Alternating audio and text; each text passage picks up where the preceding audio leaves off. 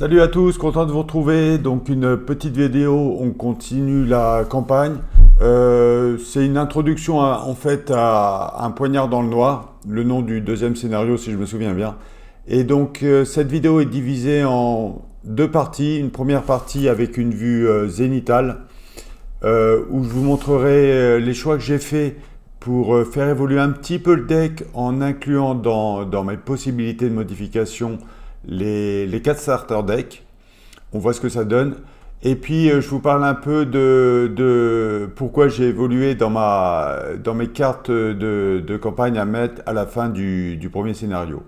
Deuxième partie, bon, c'est horodaté, hein, donc allez dans la partie que vous voulez. On voit ce que ça donne en conclusion sur SDA Builder, les modifications du deck. Je l'ai gardé en V2.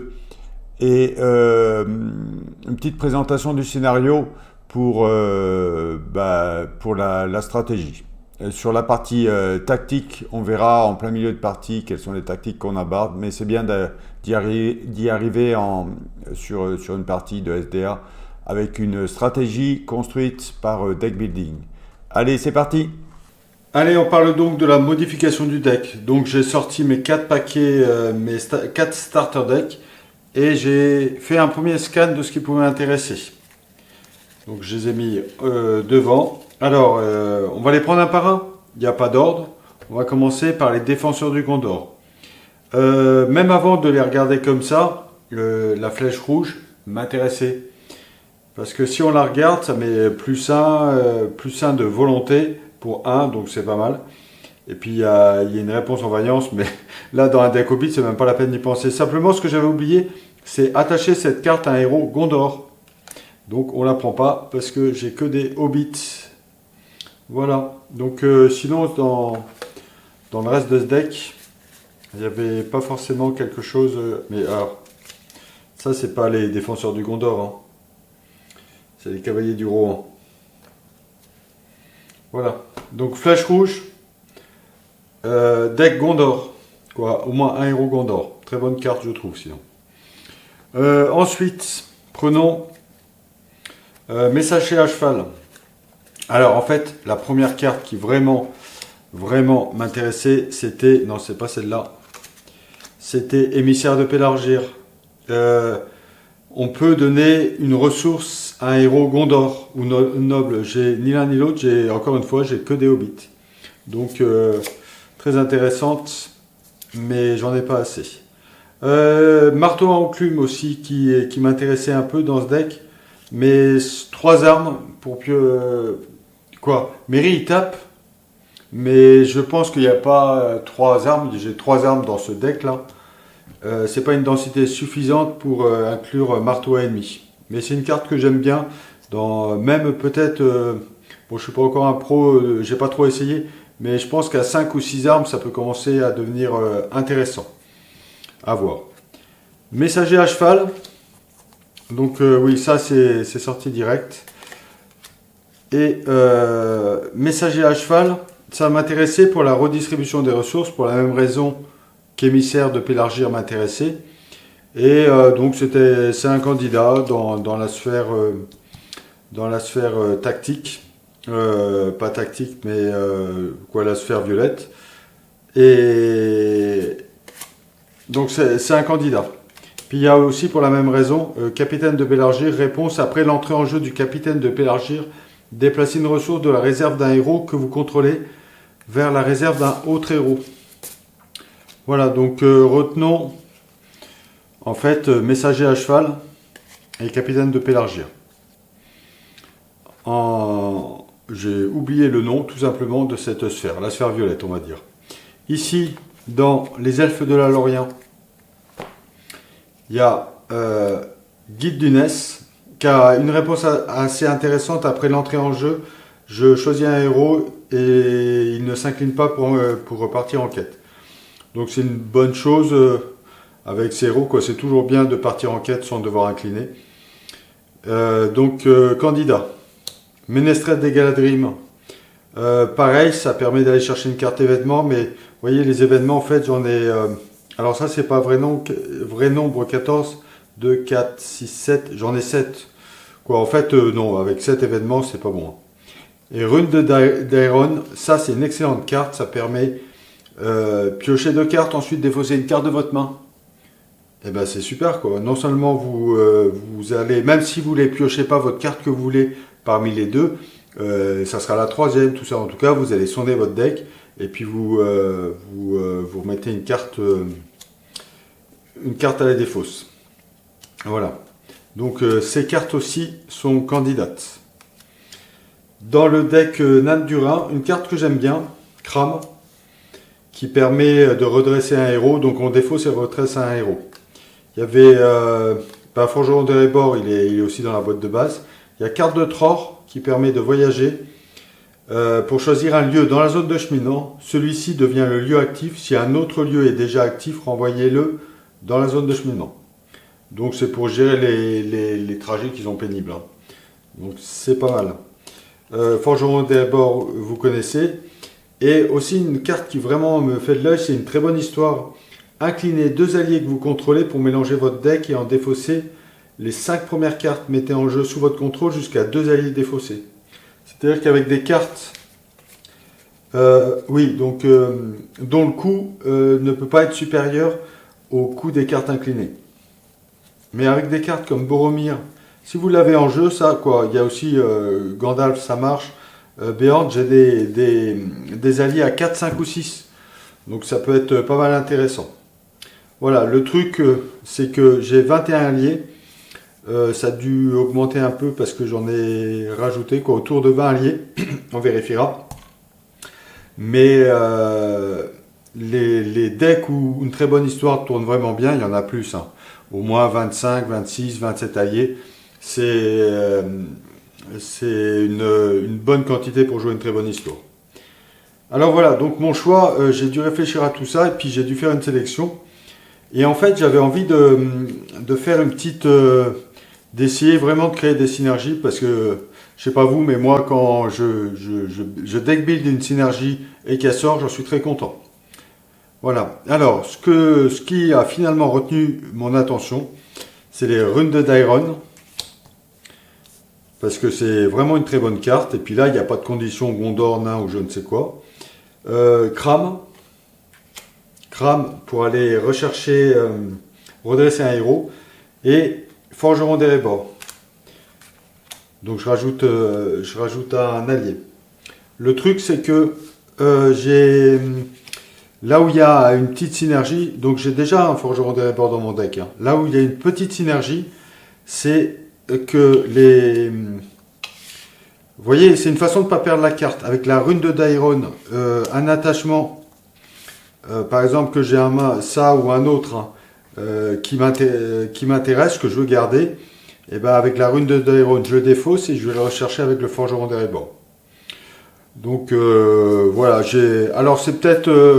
bah oui, vous pouvez en discuter de ce que vous en pensez.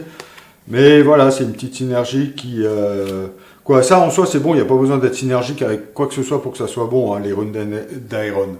Mais ça va bien, je trouve, avec Kram, Forgeron d'Erebor, mettre dans la défausse une carte que vous pourrez aller chercher avec le Forgeron d'Erebor, et des choses comme ça. Bon, ça, sûr, ça tourne beaucoup mieux dans le deck nain, mais voilà. Bon, je vais arrêter de me justifier, et on va passer à une deuxième chose. Lui, il était limite de passer, hein. Et après, c'était lui, là ça rebondit pas assez dans le deck pour que ça passe.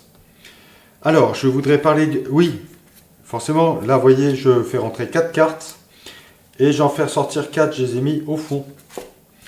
Alors, il y a 2 que ça m'a pas trop dérangé de sortir, c'est les vétérans à la hache, parce qu'ils font qu'une chose, 2 de combat pour 2, mais franchement, mairie bien équipée.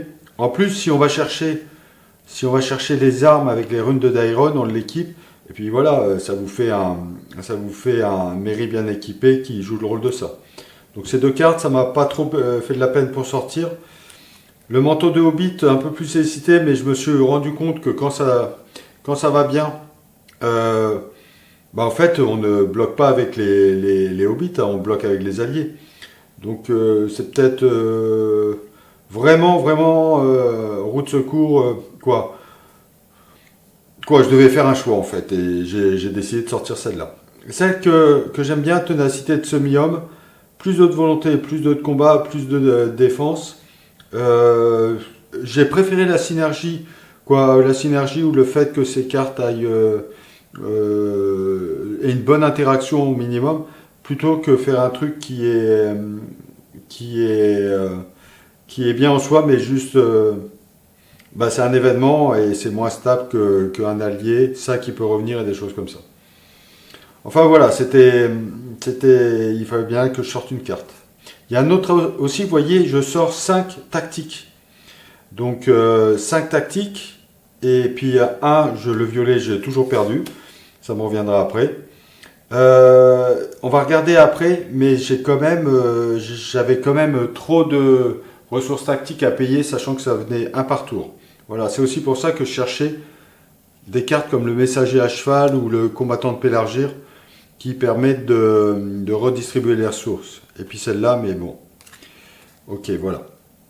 Donc, de façon tout à fait solennelle, en fait, j'ai déjà fait une partie avec le deck modifié, ça s'est bien passé, une victoire. De façon tout à fait solennelle, je vire ces cartes. J'ai déjà fait, j'ai redéfait pour les besoins de la vidéo. Et je mets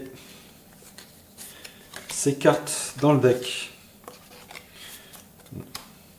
Le choix le plus évident, c'était franchement les runes de Daeron. Au passage, vous voyez que il y a la compagnie de Thorin qui est là, qui est venue m'aider à faire ses choix de deck. Voilà, et ça, ils sont baladés, ils sont dans les ruines d'Osgiliath. En fait, c'est Middle-earth Strategy Battle Game. C'est un deck qui est sorti, vous pouvez avoir monter, peindre et jouer avec les ruines d'Osgiliath. Donc c'est assez sympa. Voilà, dernière chose, puisqu'on est dans la construction du deck et qu'on est au scénario 2, je ne sais pas si vous vous rappelez, mais moi j'avais dit que je prenais dans mon deck, dans la campagne, hein, j'entends, on va pousser ça, donc ça, hop, hors champ, parce qu'on n'en veut plus, et ça c'est là. Il avait dit que je mettais ça, et j'avais justifié, bon monsieur Soucoline, c'est bien, hein, mais retard de Gandalf, c'est que j'avais pas forcément besoin de... J'étais pas épuisé de cartes, je pouvais continuer à jouer simplement. C'est un peu biaisé comme raisonnement parce que bien que je puisse payer toutes mes cartes au début, j'ai pas de souci. J'ai moins de choix. Donc finalement, j'ai préféré, et ça c'est à chaque partie, hein, parce que c'est à la mise en place, j'ai préféré changer ça, par l'anneau les attire. Et parce que moi, c'est une fois de temps en temps, c'est simplement un renfort avec une fois révélé qui peut arriver pas forcément. Le retard de Gandalf, c'est à chaque partie que vous en subissez le côté négatif de la chose. Et puis je me suis aperçu au cours d'une partie, je l'avais pas du tout prévu, mais c'est que dans le scénario 2, alors oui, non, c'est pas un spoiler, hein, parce que vous l'avez, Bill Fougeron, vous l'avez à la mise en place. Hein. Dans le scénario 2, vous avez Bill Fougeron qui vous embête, si vous avez lu l'effet forcé, vous connaissez pourquoi, qui vous embête et que vous ne pouvez pas engager intentionnellement. Avec cette carte, donc qui est censée être un fardeau, hein. Une fois révélée, à la fin de la phase, chaque ennemi dans la zone de cheminement engage au combat le premier joueur. Donc ça peut être sympa de l'engager alors que vous ne pouvez pas l'engager. Voilà, donc on passe maintenant sous SDA Builder et je retrouve le nom de la sphère et on parle un peu de la stratégie à adopter pour...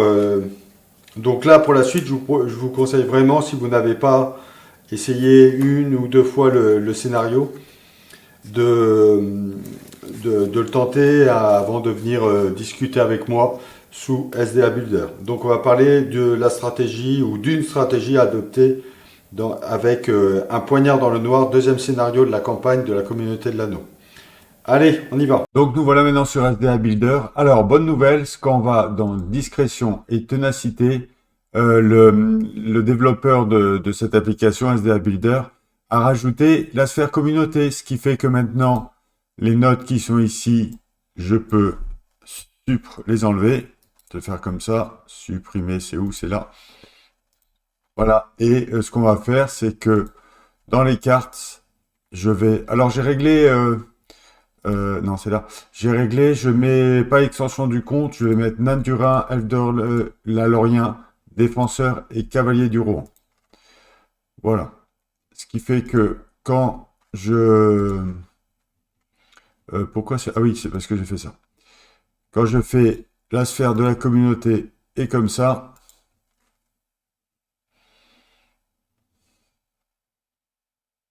ah bah oui, il faut que je mette aussi, forcément, la saga. Hein. Saga, voilà, il y a tout qui est là. Alors, voilà, donc Frodon Saké, c'est celui-là qu'on prend. Vous voyez, on a 47 cartes. On en a toujours 47 parce que là, c'est le héros. Mais surtout, on va mettre les 3 intuitions de Frodon qui nous manquaient. Et voilà, on arrive à 50 cartes. Donc là, c'est le deck tel qu'on l'a joué pour le premier scénario. Maintenant, on a dit qu'on rajoutait, qu'on rajoutait un crame. Alors, je vais peut-être virer ça. Un crame. Hop. Alors, le crame, il va être là. Voilà. On a dit qu'on rajoutait ensuite un nain. Comment il s'appelle? Le nain qui va... Euh, Forgeron des Rébords, voilà. Donc celui-là, on va rajouter un. Et 2 runes de Dairon. 2. Voilà. Voyez que aussi au niveau du graphe, j'étais coup par sphère, j'étais un peu trop élevé en tactique par rapport à la connaissance. Au fait, la sphère que je cherchais, c'était commandement. Hein. Quoi, vous l'aviez trouvé, pas moi. Donc ça va nous permettre, on va maintenant baisser le tactique, c'est pour ça que j'en avais enlevé des cartes. Donc on retourne là, ou plutôt ici. On a dit qu'on enlevait, parce que là du coup on a 54 cartes, on va enlever, on a dit dans les événements, ténacité de semi-homme, on en enlève un. Rune de Dairon, c'est normal. Et un manteau de Hobbit, on enlève un. Et parmi les alliés, les vétérans à la hache, on en met à 0. Voilà. Et on remet retirer carte 0. Donc je me retrouve bien avec mes 50 cartes. Et quand on retrouve le graphe 26, 18, c'est peut-être un peu mieux équilibré. Ok, on fait un petit tour au niveau de la quête pour voir le... Quoi, je pense qu'en jouant quelques parties, tout le monde arrive à cette conclusion. Hein. Donc 1, 2, 3, 4, 5, 6, 7, 8, 9. Il y a ensuite, par mon seuil de la porte, les cavaliers noirs. Voilà, un poignard dans le noir. Donc avec toutes ces sphères. Alors, quand on joue, vraiment, on se dit que c'est une... donc on met des cartes de côté, notamment les esprits servants. Il y en a 4. Il y en a 4 esprits servants. Et donc encore une fois, si vous n'avez pas fait quelques parties, au moins une, peut-être c'est mieux d'en faire une avant de partager avec moi votre stratégie. Mais à la fin, en 3B, une fois révélé, placez le mont Venteux, le roi sorcier dans la zone de cheminement et cherchez des Nazgûl dans le deck de rencontre ou dans la pile de défausse. C'est-à-dire que avec des cartes comme Bill Fougeron, il y en a d'autres, hein, homme du sud, Bigle. Une fois révélé, vous devez soit mélanger dans le deck de rencontre un esprit servant hors jeu, soit révélé, donc il était hors jeu, il vient dans jeu. C'est-à-dire qu'en étape 3, vous le prenez. Hein. Soit révéler une carte de rencontre. Donc les esprits servants, ils sont là. Hein. Donc 5 d'attaque, 4 de bouclier, 5 points de vie. Si vous avez les deux qui sont les deux ou même trois, je sais pas pourquoi il y a marqué deux, je crois que c'est trois. Hein. Les cavaliers du Mordor, plus le roi sorcier, plus quatre esprits servants, parce que vous les avez tous mis dans le deck pour éviter de faire l'autre option, vous n'êtes pas bien à l'étape 3. Donc la stratégie est très simple. Vous ne mettez jamais d'esprit servant dans le deck. Et vous faites l'autre option et vous gérez comme ça. Voilà, donc une partie qui va suivre bientôt. Je vous souhaite de bonnes parties de cartes et on se retrouve donc bientôt. Allez, salut.